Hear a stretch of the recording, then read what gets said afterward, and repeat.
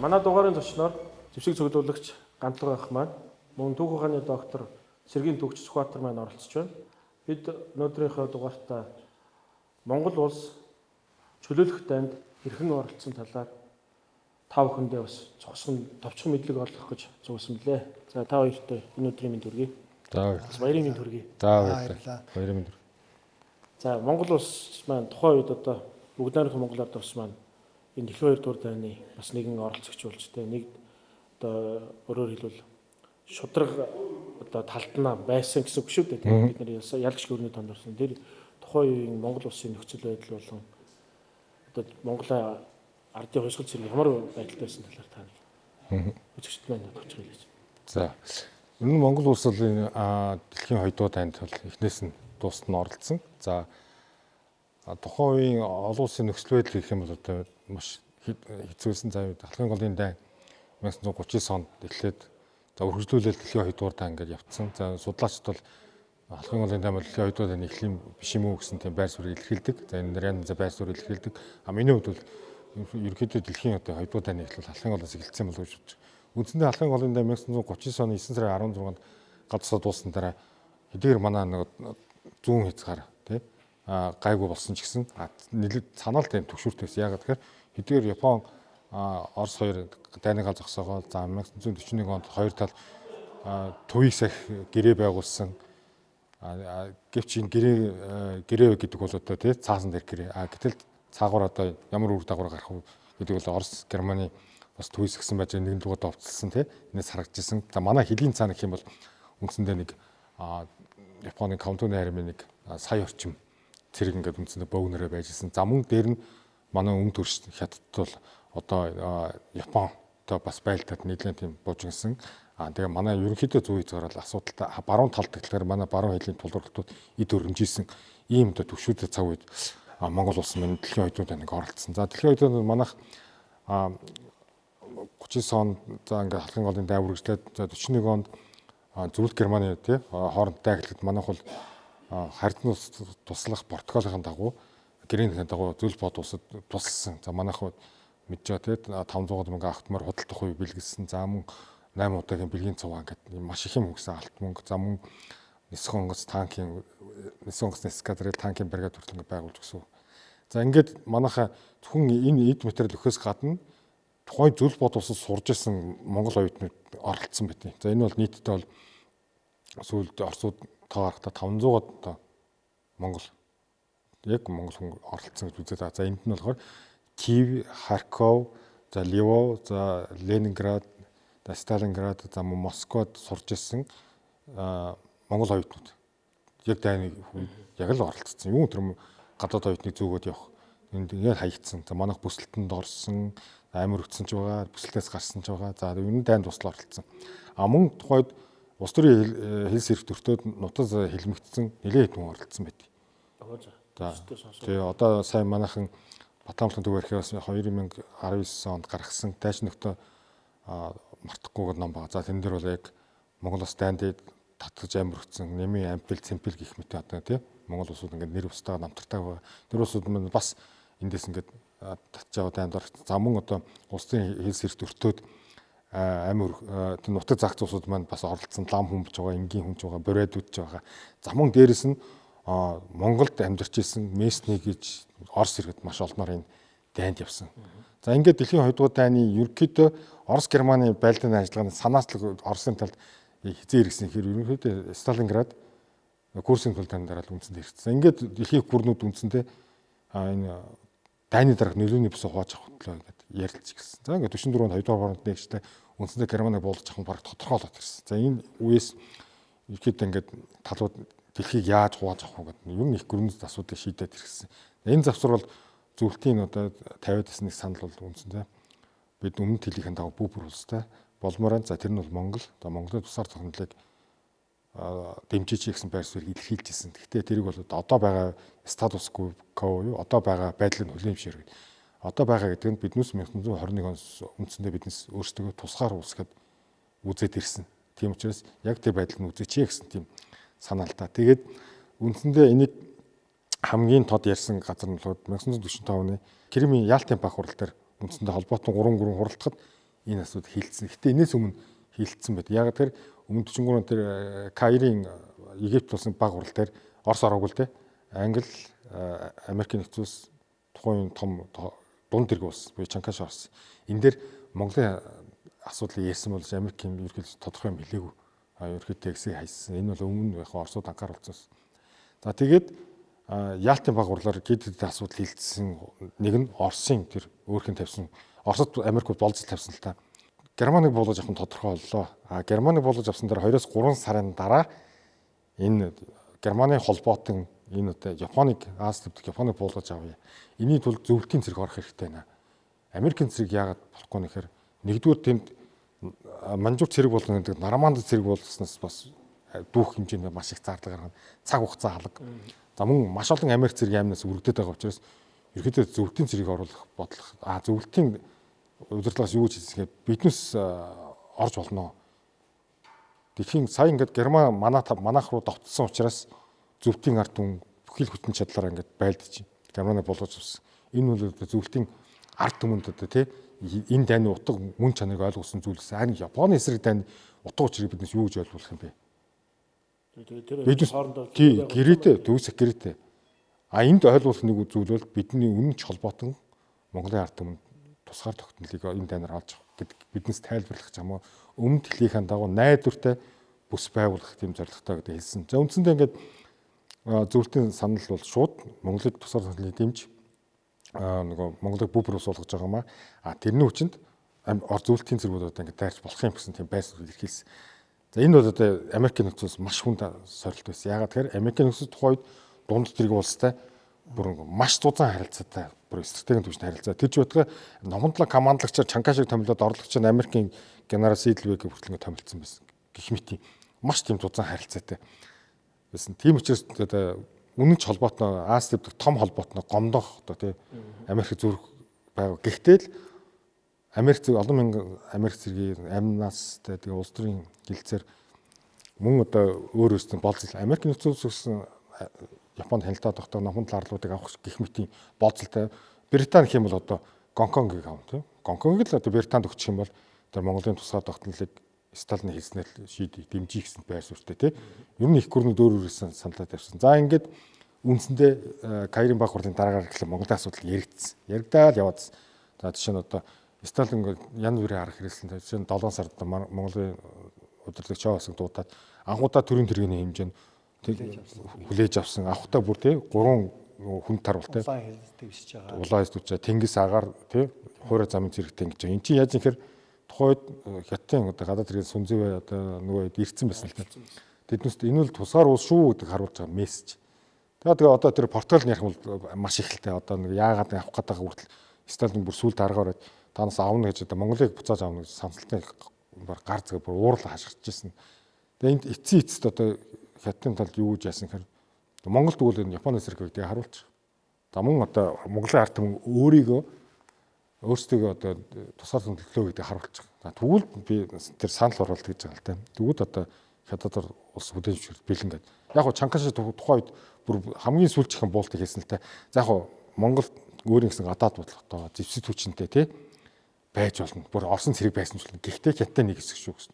Уу тийм байхгүйгээд тэгээ яасан. Тэгээд манайх бол өмнө тань чөлөөлөлтөнд орох нь тодорхой болсон. За бэлтгэл ажил ингээл хангагдаад явж исэн. За энэ чөлөөлөлтөнд зөвлөлтийн тал Герман буулгаж аваад яг одоо 5 сар 9-нд буулгаж аваад 8 сар 9-нд 3 сарын дараа дайн зарласан. За манайх бол энэ дайнд тухайд Монгол Ард улсад зэрэг нэг 40 хэдэн мянган зэрэгээс нэг 50 20 хэдэн мянган орсон байгаа. За ингээд 22 мянган орчим зэрэг орсон. За мөн одоо өөрийнхөө хамаа сайн дурмаар дотроод хилийн 9 дотроод за мөн одоо тагнал дотоодыг хамгаалах газрын тусгай ингээд хүмүүс орцсон. Энэ бол маш том үргэлж хэмжээний. Энэ дайнд биднес тав нэг халдгалын дайнд орж ирсэн 5 6 7 дугаар морьт 5 6 7 8 дугаар морьт нисхийн танкийн холбооны гэх мэтээр өргөн бүрэлдэхүүнтэй орсон. Энэ бол одоо биднээс хувьд маш том одоо өргөн хэмжээний юу болсон байлтны ажиллагаас зэргийн ажиллагаа.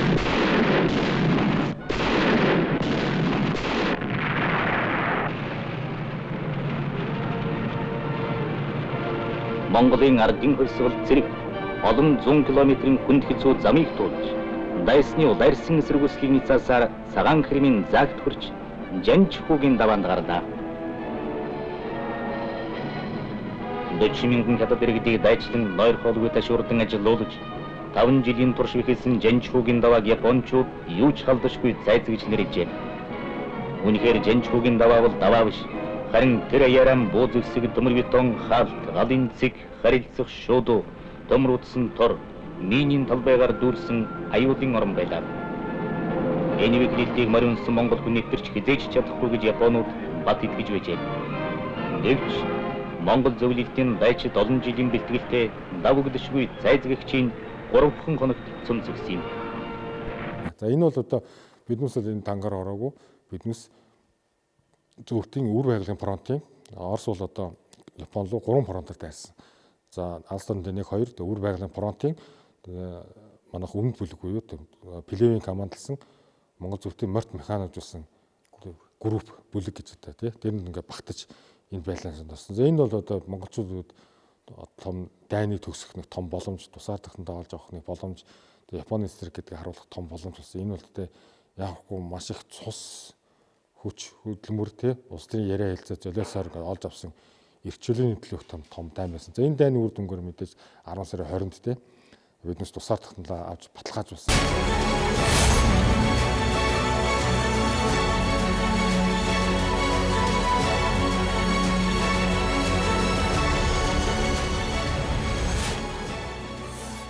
Тэгээд дэлхийн 2 дугаар дайн бол төгсөл энэ чөлөөлөх тань гэдэг бол одоо биднээс үндсэн том зорилго бол одоо мэдээж тусаар тахтны төлөөх бас нэг зорилго бол өрмөн лахан тусаа тий чөлөөлөх. Энэ бүр том зорилго. Энийг яг тухайн тунгахтаа бол биднээс улаан шууд нэгтгэн гэж бас тий хэлээгүй. Ягаад гэхээр манай тухайн удирдлага бас их улс төрийн мэдлэгтэйсэн юм шиг тий хамаагүй яаж болохгүй өхөн чөлөөлөх тий чөлөөлсөн бахад дараа нэгдэх асуудал гэдэг чөлөөлөх гэдэг бүр ураа тавьсан байсан. Гэвч их гүрнүүдийн бас бодлого уушгаар ерөөсөл одоо байгаа байдлаар нь зөвшөөрөх юм бол танах зөвшөөрье. Бүр нэгдсэн том Монгол гэх юм бол одоо тий зөвшөөрөхгүй юм байна шүү гэсэн. Энэ бол манайд маш том одоо хэцүү сонголт. Наашаарч нэг үйлээ цаашаарч нэг гинэг ч гэдэг тий айгүй хэцүү сонголт. Гэвч одоо биднес ямар ч гэсэн эхлээд энэ дайнд оролцъё. Тусгай тахтанд аваадгыг өвөр Монголоо чөлөөлье. Биднес өвөр Монголоо чөлөөлсөн. Жанчхүүгийн давааны бэглэлтийг эвдэх тэнд байсан амьд хүч галын цэгийг устгах үйл ажиллагаанд зөвлөлтийн улаан армийн хурандаа Доржинскийн хамаандалсан 27 дугаар мод буудлын нэгтгэл, миний хамаандалж байсан 7 дугаар мод механикжуулсан нэгтгэл, нэгдмэл ажиллагаагаар ажиллаж тэнд ялалт байгуулж Жанчхүүгийн даваанд ялалтын тугаа мандуулж байсныг 30 жилийн дараа эргэн санахад таатай санагдж байна.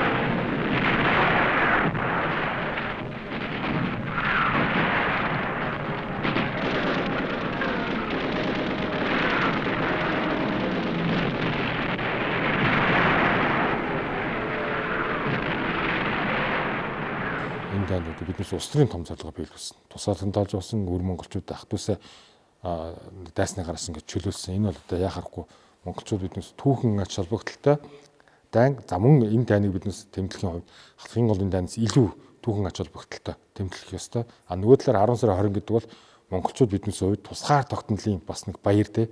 Биднээс нэг наадмар тэрний талбайгаа мандал явдаг шиг тийм гудамж талбайтаа гаргаж ихсдэг. Түүхэн баяр. Динхэн тусгаар тогтнолын Америк бол одоо тусгаар тогтнолын өдрөөр 7 сарын 4-нд Independence Day гэх тий юу яадаг тэрнтэй адилхан тусгаар тогтнолын өдөр манайхаас босод бүх өдөрт байгаа. Гэтэл улс тунгасан өдөр бол биднээс илүү тэмдэглээд идэг. Гэтэл улс тунгасны баяр маань зөвхөн анхтаар үнцүүлээ баталж тэгээд бүгнаас шилжсэн хаан засгийн халаал юм. Гэтэл тусгаар тогтнолын өдөр гэдэг бол түүнээс илүү өндөр номер 1 баяр авах хэрэгтэй. Хүн төрсөн өдрөө тэмдэглэдэг тий. Тэр шиг хамгийн номер 1 баяр авах хэрэгтэй. Тийм учраас энэ мөрийг тэмдэглэх ёстой шүү гэж асуудал бол агуу асуудал багталтай. Үндсэндээ энэ дайнд оролцсон түүхийг товчоор ихэд нэг юм байна. Энэ манай бүх залуучуудад бас нэг ойлголт төрүүлдэг юм. Одоо чинь бид нар манай эрхэм бүдч нэвтрүүлгийн баг хамтанд энэ зуны ажил бол бас нэг чөлөөлөх дайны тухай нэг кино хийж тэр кинонд манай хоёр зөвлөхөр 5 мянгаар оролцсон. Тэгээд тэр киноныхаа одоо трейлер дөрсүүдээ ингээ хүмүүст ингээ зөвлөхөр дандаа л үзэх. Энэ халахгүй дайны тухай кино юм. Дандаа гэж ингээ өөрөөр асуудаг.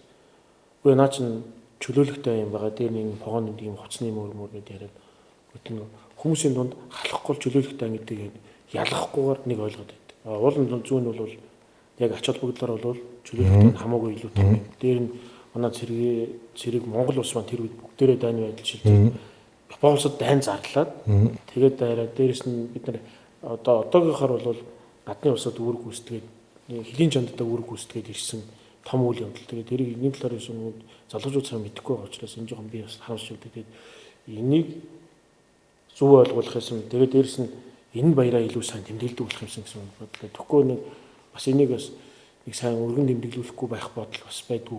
Бусад орнууд байж магадгүй те гэж боддог. Та нар юу гэж боддог? Одоо чинь манай өмнөд төгш бол бас нэг тийм дуртай хүлээж авдаг байх гэж байна. Тэгээ яг хоо ерөнхийдөө яг манай чинь тий ер нь манайхаа өөрсдөө ингээд нөгөө өмнө нэг түүхчлэгтэй ингээд тий энэ дайн зэрэг дайны түүхийг оруулахтай энэ аливаа зүйлийн ашиглалыг бас их бууруулцдаг л да. Одоо яг халахын голын дайн гэх юм бол одоо бид чи буруу ингээл хайртай бүхнөө хамаг бүхнөө зориулсан хамаг ардын дайн байсан гэл тий. Тэгээ халах голын яг дайнаас маш олон баатарууд төрсөн. А яг халах голын дайн бол нэг зарлаагүй дайн байсан байхгүй. Зарлаагүй. Энэ бол цаана миний хувьд бол энэ Орос Японы геополитикийн том зөрчилдөө эрх шин толгой зөрчилдөн тухайн үеийн жижиг Монголын нутагт болцсон. А энэ данд биднес одоо хүртэл зарлаагүй шилдэж биднес албаас зарсан баримт байхгүй. А тийм учраас биднес энэ хоёр их гүрний данд зүгээр л татагдаад орцсон байхгүй. А энийг яг татж ороод биднес газар нутгаа алдсан тий. Тодорхой хэмжээнд алдсан, хүн хүчний хохирлоо амссан, улсын засгийн 60% зарцуулсан тий. Мянган хүний хохирлоо амссан тий. Гэх мэт ингээд энэ дэний ачааллыг зориуд өсгөөд яг ингээд аль биесаа тайм зарлаад орсон одоо олон улс төлөөлөл шиг талхмаа байсан энэ тусгаар тогтнолын юуг бол үндсэндээ ингээд зориудаар ингээд аль нэг улсын юугаар ингээд багсгаж байгаа байхгүй. Тэнгүүтээ үндсэндээ халах голын дайнд ингээд одоо Японд ингээд яаж яхад ингээд орж ир туслаад дэмжиж ингээд яатсан гэж тэрийн талд төлөхөө ургаад чөлөөлөлт дайнд оролцсон. Одоо жишээ нь биднээс энэ дайны үед ингээд үнээр тус байлд сэргээ явуул тусалж ирсэн, агтмар төгссөн энийг баг дурссан шүү дээ.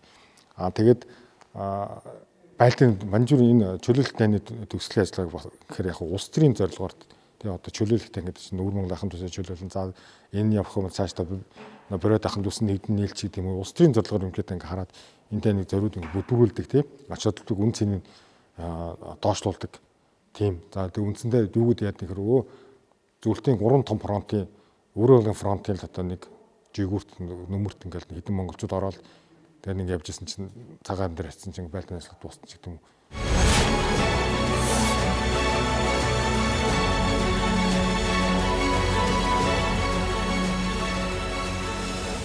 Эндэн дурцаа бид тусаар олж авсан.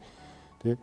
Энэ дараа нь энэ танд орсны төлөө биднээс нэгдсэн үндэсний байгууллагын гишүүн болох чинь Монгол улсын хий хэрэг хөндлөгч те нийтийн хүндрэлтээс тэмцэгч нацизм, фашизм, милитаризмыг тэмцэжсэн ийм одоо орон учраас Монгол улсыг одоо те холбоотон толгох нүүбийн гишүүн болоход татах зүйлгүй гэж хэлсэн. Хэрвээ биднээс тэгээгүй байсан бол одоо тэгээд Японы талд байсан ч гэдэг юм уу, тайсан талд байсан гэдэг юм уу, хүндрэлтний эсрэг байсан гэх юм бол одоо хэцүүс дараа нь тэр өрмийн Турк тий одоо нөгөө Германы холбоотон байсан улсууд чинь хэцүүс нүүбд эсгэж хүртэлтэй ингээ Германы холбоотон байсан гал дотоод зөрчил гээл маш их асуудал гарч ирсэн. Гэтэл биднээс бол төвөөс гэсэн. Тэгээд яг энэ түүхэн ачааллогоос 45 гэхэд одоо бараг 7-8 жил гал байлдал хийсэн. Чанкаши Мао хоёр ч бүр хамтарсан нэгдсэн фронт хүртэл иргэний дэ зогсоогоо за түр байж нэгдсэн фронт байгуулъя гэх тий. За түр байлтгаа болий.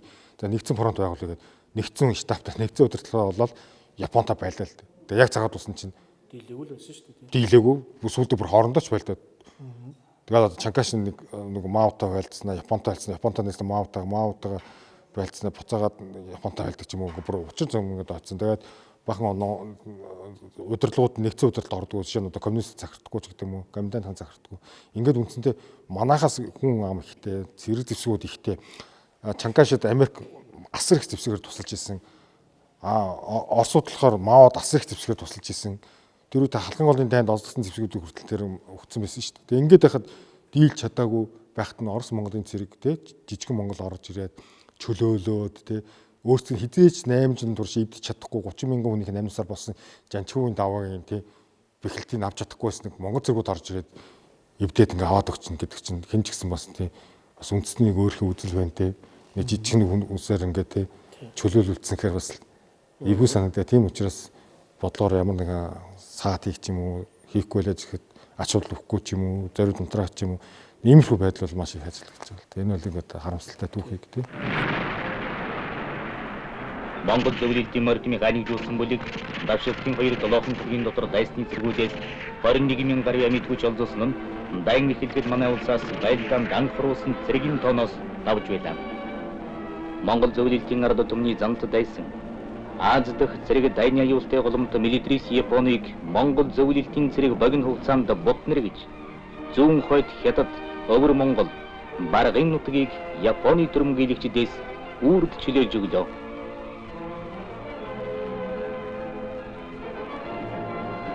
Баридугаар зүүн ихнээс бад тайварчин жилийн турш Японы замдалчдын замт жадны зүрээс сайж шанлан зовж байсан зүүн хойд хятадын эдил жирийн ард түмэн богцсон нуруугаан тэнийлгэж чөлөөлөгч армийг баярлан угтаж авлаа.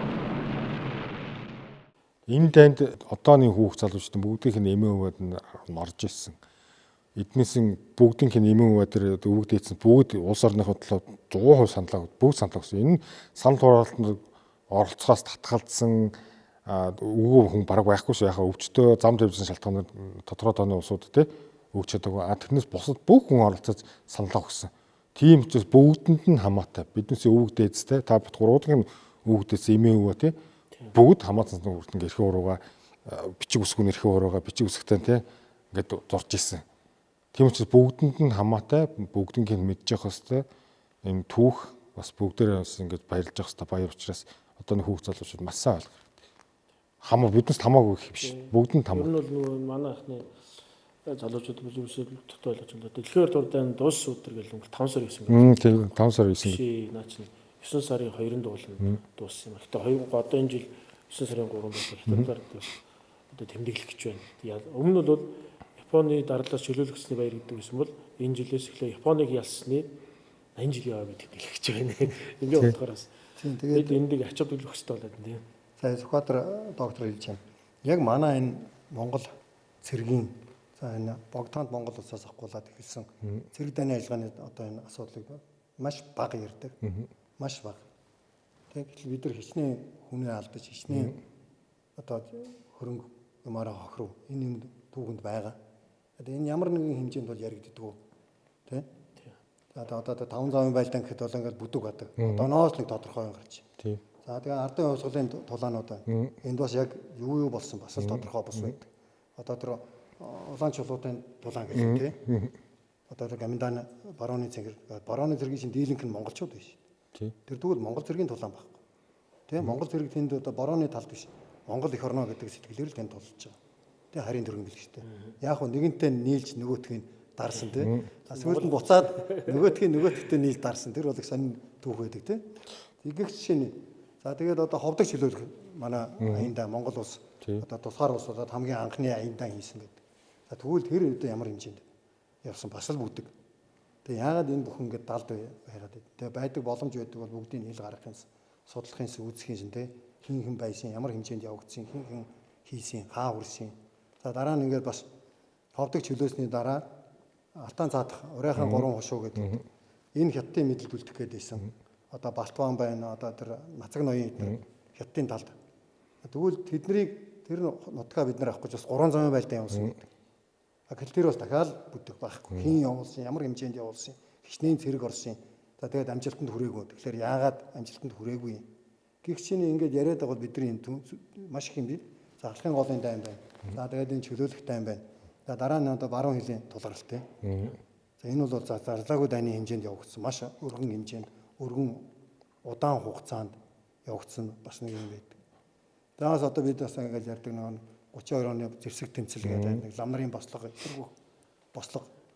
Яг тэрийг ингээ үзэх юм бол богино хугацаанд хэдий болсон ч гэлээ хамарсан нутаг оролцсон хүн амынхын тоо юм үзэх юм бол эн чинь баг манад иргэний дайм биш юм биш. Тийм хэмжээнд байсан. Тэгэхээр энэ бүхнээ бид нар гаргаж ирж юма одоо үнэн бодит байдлаар нь тавих нь их чухал байна. Одоо ялангуяа одоо энэ социализмын үед бол зохиомол түүх байсан тийм.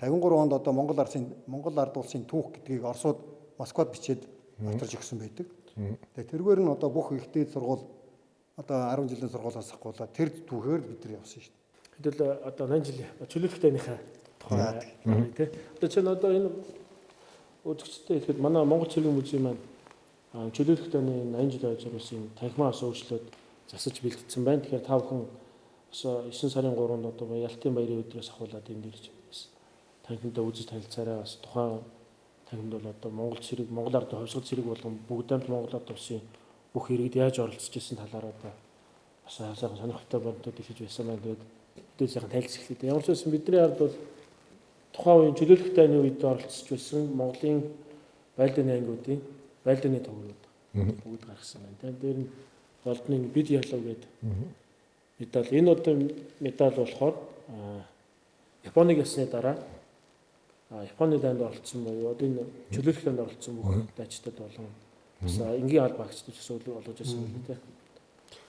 Ер нь энэ байлдааны тугууд маань одоо ариун улс орнд байлдааны туг гэдэг бол хамгийн чухал. Тэгээд тухайн цэргийн хиймэр сүлдийг монголчууд байлдааны тугууд маш өндөр ашиглагддаг гэсэн. Эрдэнэсний хадны сүг зургаас эхлээл одоо жишээ нь байлдаанд одоо жишээ нь эсрэг одоо Долгон төмөр хааны үед ихэл одоо Туркийн султантай байж байхдаа гол туг чинь хахуулдаж унгаагаал тэнгуэл туг онгууд цэргүүдийн сэтгэл санаа аалтагдаж ундаг тийм.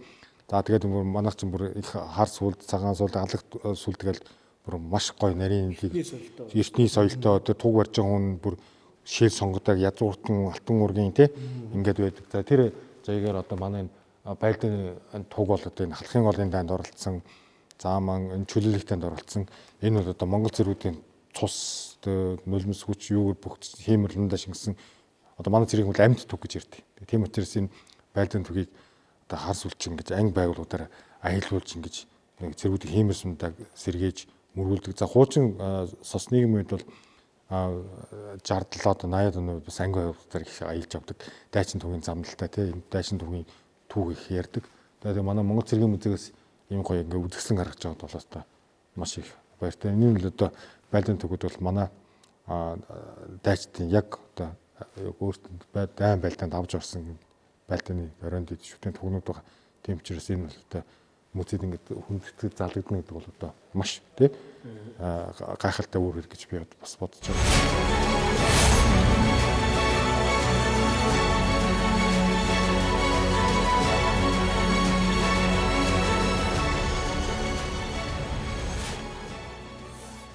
Одоо хэдүүлээ ингээд одоо чи 8 дугаар морт ТV-с 7 дугаар морт ТV-с гэдэг. Одоо энэ тухайн бид нар чинь 46-нд болохоор албан ёсоор кирилл бүсг рүү шилжсэн тийм. Гэтэ энэ 45 он болохоор ерөнхийдөө шилжилтийн үе юм шиг тийм. Зарим дээр нь монгол хүчээр зарим дээр нь 43 оноос эхлээл нөө кириллийг хэрэгжилж шилжчихэл ингээд үнэн сончин хоёр бүсгээрээ гардаг байсан байна тийм. Яг нөгөө эхлэний хөвсгөр дэвсгэр суурийг эхэлж ингээ тий. Шууд нэг өдөр ингээ автоматаа солино гэж байх болохоор ингээл одоо манайх ч нөгөө яг 25 оны 1 сарын 1-ээс хос бичигдэн болно гэл тэрний өмнө баг 10 20 жилийн өмнөөс ингээ ярьсаар гал за 1 сарын 1-ээс энэ оны 1 сарын 1-ээс хос бичигдэн боллоо шүү дээ. Алдан бичиг заавал монгол бичигтэй болсон тий. Гэх мэтээр ингээ явсан. За тэгээд Монголын хамгийн алдартай 4 дэвсээд 5 6 7 8 энэ бол одоо Монгол цэргийн ардуу зүүн Монгол цэргийн түүхэнд хамгийн том одоо тодорхойлдог юм алдарт дэвүүзүүд одоо 6 дугаар морь дэвүүз гэхэд бол халхан голын дайнд хамгийн анх 5 сарын 28-нд байлдаанд оролцсон. За дараагийн Шарибов гэдэг байсан тий.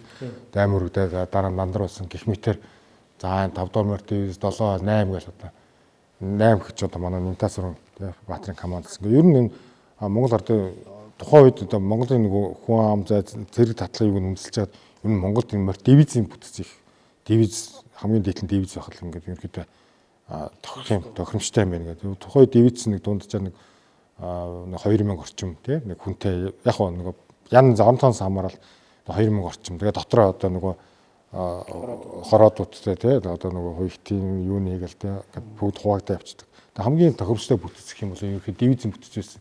За тэр утгаараа энэ одоо манайхын дивизийн бүтцээр ингэж ороод ингэж явсан байна. Англиас болохоор хоёр дахь нь болохоор нөгөө туслах одоор хөртөө гэдэг. Тэгээд наадлынх нь болохоор монгол бичгтэй нь болохоор нөгөө эсхивиз юм. Тэгээд энэ 3 дугаар их хууны ороо.